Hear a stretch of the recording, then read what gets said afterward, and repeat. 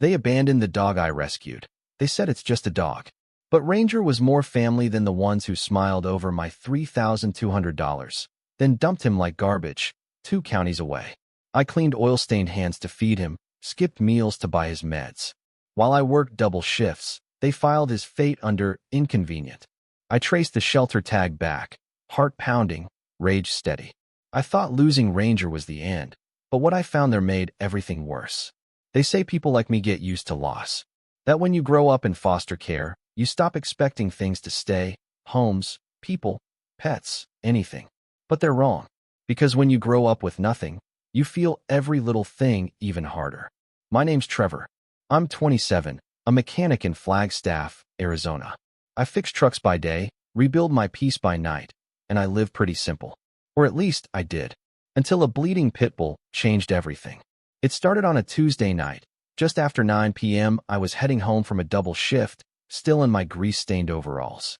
It had rained hard that day, one of those thick desert monsoons that make the roads feel like rivers.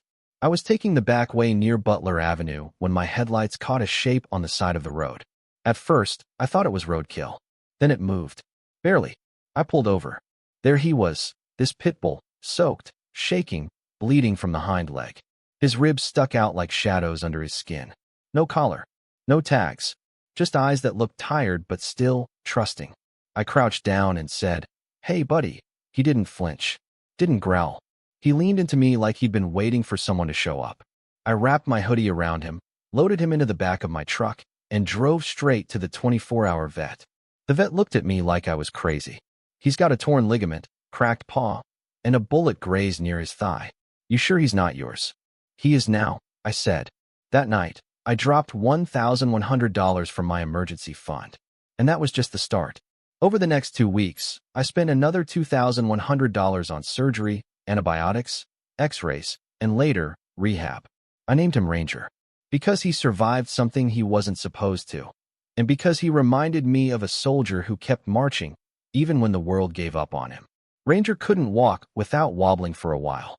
I carried him to the yard. I sat beside him when he cried in his sleep. He never barked.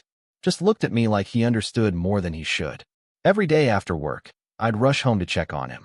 My place was small, barely a 1-bedroom, but we made it work. I gave him my bed and slept on the floor for a week straight. Didn't even think twice. But then my sister Melanie called. Travis got laid off. I'm drowning with the kids. Can you come stay for a bit, help out? I hadn't lived with family since I was 16, but I remembered what it felt like to need someone and not have anyone. I said yes. I packed up my things, moved Ranger into the truck, and drove across town to their 3-bedroom house. Melanie, her husband Travis, and their 2 kids, Lily and Jake. The kids screamed when they saw Ranger. They thought he was the coolest thing ever. Uncle Trev saved a dog from the highway, Jake yelled. It felt good, like maybe I was bringing something special into that house.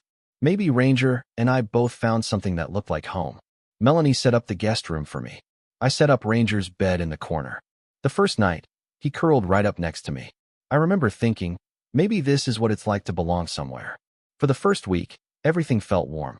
I'd take the kids to school, work a full shift, come back and help Melanie with dinner. Ranger was healing fast, and the kids loved helping with his rehab exercises. He even started wagging his tail again. I didn't mind pitching in. I covered groceries a few times. Filled up their minivan when Travis said he was tight on gas. Paid for Jake's inhaler when Mel said their insurance lapsed. I didn't say anything. That's just what you do for family, right? And I wasn't counting. Not yet. But little things started adding up. I noticed Travis didn't say thank you when I paid for pizza on Friday night. Ranger would bark once and Travis would snap, "Get your mutt under control." Melanie rolled her eyes when I asked if Ranger could be in the living room. "It's just, he sheds a lot," she said. "Yeah," I replied. "So do your kids." She didn't laugh, but I let it go. Because that's what I do. I let things go. I didn't grow up with brothers and sisters, just bunk beds and rotating caseworkers, so I didn't really know the rules. I figured maybe I was just being sensitive. Maybe they were stressed. Besides, Ranger was healing.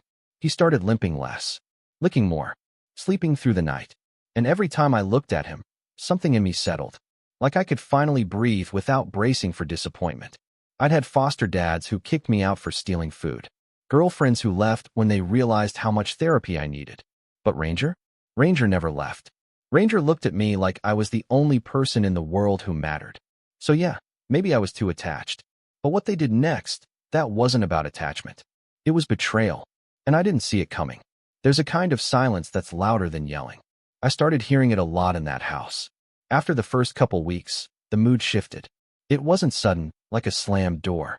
More like a leaky faucet, drip by drip, wearing you down. The first drip? It was a morning when I left for work early and came back to find Ranger locked outside. He was shivering under the porch, paws muddy, eyes wide and confused. I knocked, a little harder than I meant to. Mel opened the door like nothing happened. "Oh," she said, "he must have slipped out." I didn't realize. Except Ranger can't open doors. Someone let him out. On purpose. I didn't press her.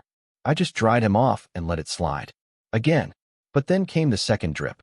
Travis had this habit of complaining out loud without addressing anyone. Passive little darts, aimed just well enough to sting. Dog hairs all over the couch again. Sure would be nice to sit down without smelling wet mud. What's that smell? Kibble and engine grease. One night, I came home from a double shift and overheard him talking to Melanie in the kitchen. They didn't know I was by the stairs. "He's been here over a month, Mel. This isn't a shelter. He's acting like this is his house. He's helping," she said. "We'd be drowning without him. Then let him pay rent." I didn't confront him. Not yet. But I made a note. Drip. Then came the rules. Ranger wasn't allowed in the kids' room anymore. Then not on the couch. Then not in the living room at all. Mel said Lily had allergies. Funny, considering Lily used to nap on Ranger's belly while he snored like a tired old man. Ranger didn't understand. He started sitting by the door instead of laying on his bed. His eyes followed me everywhere, like he was waiting for something bad to happen. Like he'd seen this before. So had I. I started keeping receipts. Not because I wanted revenge, but because I've learned people only remember what they want to. I had grocery receipts, gas station logs, Venmo transfers for utility bills, even a vet visit when Ranger pulled a muscle playing fetch with Jake. That one made me pause. Jake cried when Ranger yelped. "I didn't mean to," he whispered. "He's my best friend." I believed him. But best friends don't stay, not in houses like this. The final drip? It came one Friday. Mel asked me to pick the kids up from school because Travis was working on job applications. I got off work early, picked up Lily and Jake, and took them for ice cream. Ranger rode in the back seat, head out the window, tail thumping. For 10 minutes, everything felt like a life I could believe in. We got home around 5. Ranger trotted in behind us, happy, limping a little, but better. I noticed the living room rug was gone. Travis was scrubbing the floor with this wild, irritated energy. "What happened?" He stood up. "Your damn dog pissed on the rug. Ruined it." Ranger looked at him, confused. I did too. I'd walked him 3 times that day. He hadn't had an accident in weeks. "He didn't," I said. "You sure it wasn't something else?" Travis snapped. "You calling me a liar?" I didn't answer. I just looked at the space where the rug used to be. Looked at Ranger. Looked back at him. Mel stepped in and mumbled, "Let's just drop it, please." So I did. For the last time. That night, Ranger wouldn't eat. Wouldn't sleep either. He kept nudging my leg with his nose like he was trying to tell me something. His eyes were wide, scared, waiting for the next hit to come. I promised him, out loud, that we'd be out soon. "Just a few more weeks," I whispered. "I'll get the deposit for a studio. You'll have your own bed again." He licked my hand. 2 nights later, I came home and found his bed missing. Then I checked the garage. No food bowl. No leash. Then the backyard. Nothing. I called for him like my throat was on fire. I searched the neighborhood with a flashlight. Even drove the block 3 times. Ranger was gone. My hands were shaking when I walked back inside. "Where is he?" I asked. Mel was folding laundry on the couch. She didn't even flinch. "We took him to a shelter," she said. It was time. My chest cracked open. What? He was too much, Trevor. The hair, the smell, the mess. He was stressing everyone out. "You didn't even tell me?" Travis walked in then, smug like he was expecting this. "Look, man, we needed to put our kids first. He was just a dog. You're too attached." I froze. He said it like it was a joke. "Just a dog." I repeated, like the words were foreign. "You dumped the one being that never asked you for anything, never lied, never took without giving." Mel looked uncomfortable. "You're overreacting." My voice dropped low. Tell me where. They wouldn't. Said it was a couple counties over, and they couldn't remember the name. Cowards. I stormed upstairs, grabbed my duffel bag, and threw my boots on. You can't just leave, Mel called after me. I didn't answer. I was already dialing every shelter in a 100-mile radius. My fingers were numb. My head was spinning. Somewhere out there, Ranger was alone, scared, thinking I left him too. But he was wrong, and I was going to prove it. I didn't sleep that night. Not 1 second. I called the first shelter at 5:37 a.m. when they opened. Nothing. Second one said they only take surrenders from the local county. Third one put me on hold for 13 minutes and then told me, sorry, no pit bulls brought in yesterday. I kept going. I made a list, 36 shelters, rescues, and animal control offices in a 2-county radius. Every call felt like digging through a landfill hoping to find a diamond. At 2:12 p.m., I hit something. The woman on the other end asked for more detail. 10 pit. Right leg limps a little. My heart shot up in my throat. Yes, I said. His name's Ranger. Did someone bring him in? Pause. We had a male pit dropped off late yesterday afternoon. No name given. He matches the description. Intake form said found, wandering a trail alone. He's anxious. Hasn't eaten. I was already grabbing my keys. Hold him. Please. I'm coming. The drive was 87 minutes. I took every back road I could, hoping to avoid traffic, gripping the wheel like it might vanish. My chest was caving in with every mile. What if they moved him? What if he thought I gave up? I rolled into the lot on fumes, didn't even lock my car. The building was gray, tired, with a chain-link fence surrounding the back. I pushed through the door like I'd been shot. I'm here for the pit. The one brought in yesterday. The lady behind the desk blinked. You must be Trevor. I nodded. Come with me. My boots echoed down the concrete hallway. I could hear barking. High-pitched, scared, angry. The kind of barking that comes from dogs who don't understand why their world collapsed. Then I heard him. Not barking. Just a low, confused whine. Like a door creaking under too much weight. The woman stopped at kennel 27. He was curled in the corner, ears pinned back, tail tucked. When he saw me, he didn't move at first. Just stared. Then, slowly he stood, limped to the front, sniffed, and howled. I dropped to my knees and reached through the bars. I'm here, boy. I'm here. I never left you. His body shook with relief. So did mine. But the story doesn't end there. They wouldn't release him. Not yet. We need proof of ownership, they said. And you're not listed on the intake. I slammed my folder down on the desk. Vet bills, microchip scan, photos of us hiking, receipts, even his registration tag. How's that for proof? They made some calls. Said it might take a day to verify. One more night. I drove back home and packed everything I owned in silence. Mel tried to talk. I didn't answer. Travis tried to block the doorway, said I was overreacting again. I stepped close, real close. You stole family from me once. Don't do it again. He backed down. I moved into a cheap studio near my shop that night. No heat, creaky floors, water that ran brown for 10 seconds, but I didn't care. I bought a brand new dog bed, a fresh bag of his favorite salmon food, and a plush toy shaped like a wrench. The next morning, the shelter called. He was ready. The woman handed me the leash, tears in her eyes. He's been at the door since sunrise. Ranger leapt into my arms like no time had passed. Like he knew. And maybe he did. But before we left, I asked one last question. Did the people who dropped him off leave a name? She looked at her clipboard. Yeah, says Travis Jones. I smiled. Then I walked back inside, asked for a copy of that form. Actually, I said, I need two. Back in my apartment, Ranger sniffed every corner like he was mapping out a kingdom. He curled up on his new bed, laid his head on my boot, and finally, slept without flinching. I stared at the intake form. Travis had lied. He'd signed his name, claimed Ranger was his dog, which meant one thing. He committed theft. You don't grow up in foster care without learning how to read the system. I pulled up the Arizona theft statutes. Animals are property under the law. I filed a report the next morning. So, the officer said, you're saying your brother-in-law stole your dog, transported him across county lines, and lied to surrender him? I nodded. And here's your proof. Folder. Receipts. Intake form. Witness from the shelter. They took it seriously. We'll follow up. In the meantime, stay safe. Oh, I planned to. I wasn't just going to let it go. They thought it was just a dog. They forgot who they were messing with. I didn't want revenge. Not really. I just wanted them to feel what I felt when I walked into that shelter and saw a ranger, shaking, confused, waiting for someone who wasn't supposed to leave. But what do you do when your own blood becomes a stranger? When the people you trusted treat your loyalty like a nuisance? You do what I did. You make them answer for it. The day after Ranger came home, I printed every photo I had of him.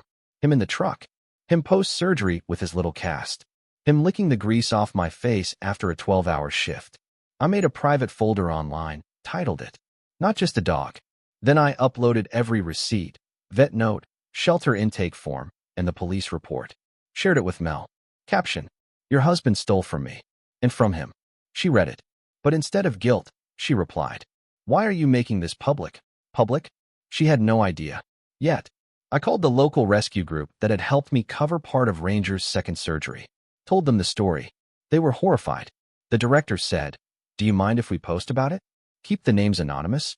I told her, "Don't keep anything anonymous." 2 hours later, they posted a side-by-side.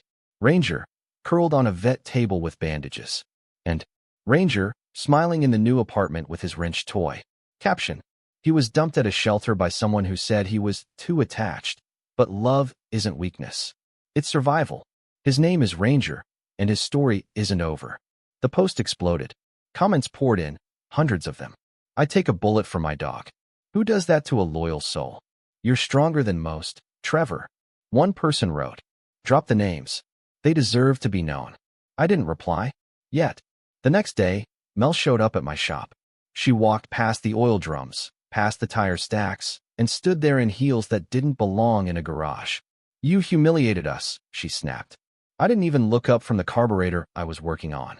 You humiliated yourselves." People are messaging me. Travis's co-workers saw it. "Good. Take it down." I looked her dead in the eye. "You didn't cry when you dumped Ranger. You don't get to cry now." She slapped the folder I gave her onto my workbench. "You think people care more about a dog than family?" I wiped my hands with a rag. "You're damn right they do." I posted a video that night. Me and Ranger, sitting side by side. I spoke softly, like I was talking to the kid version of me who once thought family meant safety. This is Ranger. He's the only soul that never judged me, never gave up on me. While I was working to help my sister's family, they dumped him in a shelter 2 counties away and lied to my face. This dog stayed up nights crying for me. And now, I'm fighting for him. I ended it with a message. If you've ever been treated like you were too much just because you loved too hard, this story's for you. Over 94,000 views in 12 hours. Then the threat started. An unknown number texted, "Take it down or we'll sue for defamation." Another message, "You're dead to this family. Grow up." One voicemail from Mel, "You'll regret this. Travis is losing clients." I forwarded them all to the officer handling my report. His reply, "Keep documenting everything. They're only proving motive." A week later, I got a letter. Certified. Official. Notice of small claims countercomplaint, emotional distress, and public defamation. Filed by Travis Jones. I laughed. Really, truly laughed. "You steal my dog. You lie. You dump him like garbage. Then you sue me?" I handed it to a local attorney I knew through the rescue folks. He read it, smirked, and said, "They walked into a trap." The court date was set for 3 weeks out. But the court of public opinion? It was already ruling. I got an email from a journalist at a local paper. Subject line, "Your story matters." They ran a feature. Didn't name Mel or Travis, but anyone from our town could do the math. Calls from neighbors followed. Texts from old foster friends. "Dude, you're a hero. That dog is lucky as hell." No, we were lucky. Me and Ranger? We weren't victims. We were survivors. And we were just getting started. I stood in front of the courthouse, my palms sweating through the handle of Ranger's leash.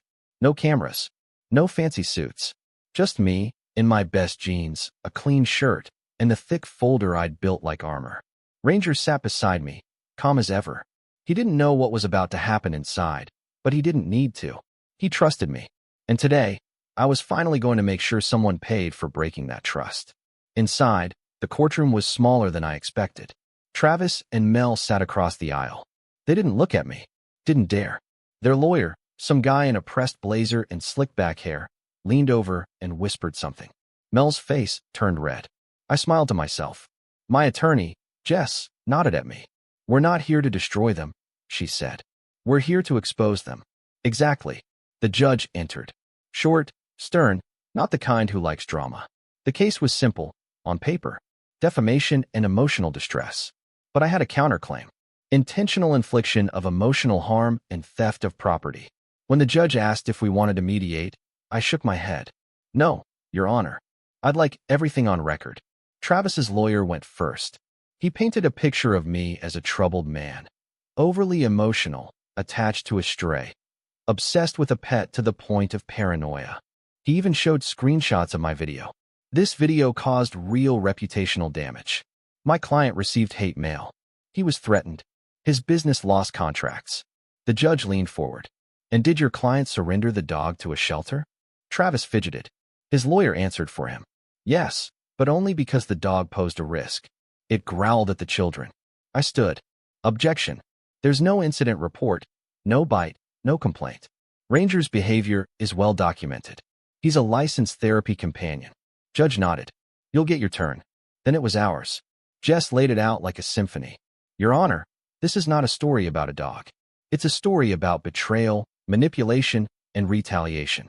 Mr. Jones stole property.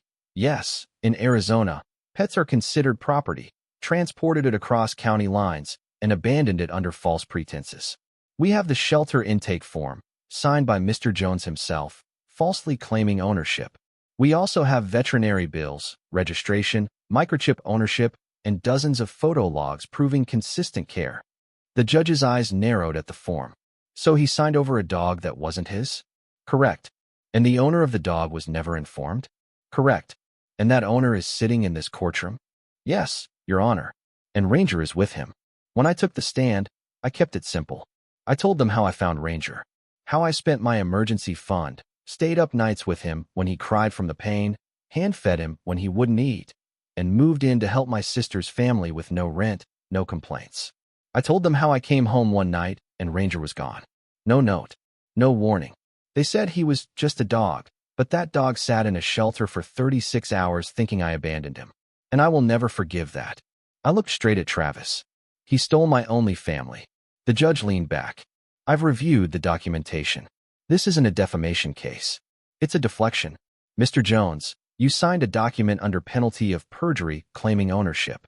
You took and surrendered an animal that didn't belong to you, with clear emotional and financial investment from the legal owner." Travis opened his mouth. Mel grabbed his arm. The judge continued. "Mr. Carter, your video may have embarrassed your relatives, but nothing you stated was false. Your claim of emotional harm is legitimate. Your counterclaim stands." Bang of the gavel. We won. Outside the courthouse, reporters swarmed. They had picked up the rescue group's post. Someone tipped them off about the court date. "Trevor, how does it feel?" I held up Ranger's leash. "Justice isn't about money. It's about loyalty. And this guy never betrayed me once." The next week, Travis lost a contractor's license. Mel moved out temporarily. Their life unraveled, not because I ruined it, but because truth did. Me? I picked up a second shift, signed a lease on a better apartment, and started taking Ranger to weekend training sessions where he got certified as a support companion for foster kids. People donated after the article. Not for me, for him. I still see Mel's number pop up sometimes. Still get emails from old family friends telling me to let it go. But I don't reply. Because when someone shows you who they really are, when they treat love like a leash, you don't chase them. You walk forward. You heal. The courtroom dust had settled, but what came after surprised me more than the betrayal ever did. Because when you survive something like that, when people who shared your blood try to rewrite your loyalty as weakness, you don't just go back to who you were. You build something stronger. And in my case, it started with an email. Subject line: Trevor plus Ranger, featured story opportunity. Sender: Karen at flagstafoutreachcenter.org. I almost deleted it, but something told me to open it. Inside was a warm paragraph about how someone from the animal rescue had shared our case. How they were partnering with a program helping foster kids find support animals. And how they thought we, me and Ranger, might be perfect for it. At first, my fingers hovered over the keyboard. What did I know about helping kids? But then I remembered what it felt like at 10 years old, after my third foster home drop-off. What it felt like to sit alone, feeling like trash no one wanted. And I thought, What if Ranger could sit beside that kid? I typed, "We're in. When do we start?" Turns out, the program needed people like us. Mechanic by day, trainer by night. We started slow, just visiting. Reading to the younger ones, letting Ranger sit beside them while they pet his scarred side and asked what happened. I always said the same thing. Someone gave up on him. But he didn't give up on himself. One kid, Riley, didn't speak for the first 2 weeks. Then, one Tuesday, he looked up and asked, "Can I hold the leash?" He didn't let go for 2 hours. Meanwhile, Travis tried to appeal the case. He failed. He tried to spin a version of events online. That failed too. No one was buying it anymore. Mel called once, block number. "Congrats on your little fame trip," she sneered. "Guess you don't need family now, huh?" I didn't answer. Just held Ranger tighter. He needed no words to know what I was feeling. But not everything was peace. I still woke up some nights in a sweat, thinking Ranger was gone again. The old trauma doesn't vanish. It just gets managed. One night, someone slashed my truck tires. Probably some friend of Travis. Maybe him. Who knows? But instead of calling the cops, I installed cameras. Instead of getting angry, I got focused. Revenge wasn't the path. Building was. The outreach center offered me a stipend to train full-time. They said Ranger had a gift. And apparently, so did I. I'd never taught anyone anything outside oil changes and spark plug replacements. But now, I was teaching kids how to trust again. Not with words. With silence. With touch. With time. Ranger would curl up next to the quiet ones. The ones who'd been yelled at too much. Abandoned too young. He'd just lay there. No expectations. Just warmth. That's when I knew this wasn't about justice anymore. This was purpose. We got featured on the local news. A segment titled, "From Dumped to Devoted, the Rescue Duo Changing Lives." The reporter asked, "What would you say to the people who gave up on you?" I looked at the camera. "Thank you." She blinked. "Really? Yeah. They made space for the ones who never will." A week later, I got a letter in the mail. Not certified. Not official. Just a folded-up notebook page. Written in ballpoint pen. "I still don't understand what made you choose a dog over your own family. But I hope you're happy. Mel." No return address. I didn't reply. Instead, I added it to the fire pit that night as Ranger curled beside me. I watched the page curl and blacken. Just like every apology that comes too late. And then something wild happened. The Outreach Center nominated Ranger for a National Therapy Dog Award. There'd be a ceremony in Denver. Travel paid. Suit required. Me, a guy who once slept in his truck with an injured dog, was now boarding a plane to walk a red carpet. What's the phrase? Every dog has its day. Well, this one was ours. And we weren't walking in quiet. We were walking in proud. You'd think standing on a red carpet in Denver, Ranger by my side, reporters flashing photos, applause in the air, that would feel like the victory. But no. The real victory came later, in a letter handwritten in blocky pencil. No return address. Just one sentence, shaky and innocent. "Ranger makes me feel like someone didn't forget me." No signature. Just a drawing of a dog, half-stick figure, with a heart around it. I sat on the hotel bed, that letter in my lap, Ranger asleep across my shoes. And for the first time in forever, I cried for the right reason. But let me rewind. The National Therapy Dog ceremony was like nothing I'd ever seen. Hundreds of people, dogs in tuxedos, handlers in suits, a literal orchestra. They called Ranger's name forth. For extraordinary resilience, service, and silent strength in the face of betrayal. I walked up trembling. Ranger wagged his tail like we were headed to get gas. The applause was loud, but not the kind that shakes you. This applause had held you, like it knew your whole story, like it forgave every wound you never spoke aloud. After the event, a woman approached me, late 50s, silk scarf, name badge that said Emily Bradford, National Director. "Your story," she said, voice hushed, "it isn't just about a dog. It's about refusing to be disposable." I nodded. "We'd like to offer you something," she said. "A fellowship. 1 year, fully paid. You and Ranger travel to shelters, schools, and juvenile centers. You'll speak. You'll train. You'll show them what loyalty looks like." I didn't answer right away. Not because I wasn't grateful, but because a voice inside me whispered, "What if you're not enough?" And Ranger, I swear on everything, nudged my hand right then. Like he knew. So I said yes. I didn't even ask what the stipend was. Because for the first time, I wasn't chasing survival. I was chasing significance. We toured 6 cities in 5 months. Atlanta, Detroit, Boise, Austin, Chicago, Seattle. We met kids who had scars older than they were. Teens who flinched at kindness. One night, a boy in Seattle named Malik stared at Ranger and whispered, "He don't bark. Not even when I'm loud." I said, "He used to bark all the time. When he was in pain." Malik asked, "Why doesn't he now?" I smiled. "Because he's safe." Malik nodded, slow and serious. "Maybe one day, I'll stop yelling too." Around month 7, we came back to Flagstaff for a local fundraiser. Small crowd. Familiar faces. Too familiar. Mel was there. She didn't speak. Just stood across the courtyard, her eyes red-rimmed, her mouth tight. She had no camera. No friends with her. Just herself. After the speech, she approached. "I came to say sorry," she said. I didn't reply. She continued, "I know it's late. I didn't think you'd make anything of yourself. I thought you'd always be that kid chasing parts and strays." I looked down at Ranger. "You were right," I said. "I am that kid. I just finally figured out I don't have to chase people anymore." She swallowed hard. "I'm pregnant again," she blurted. "It's a girl." I paused.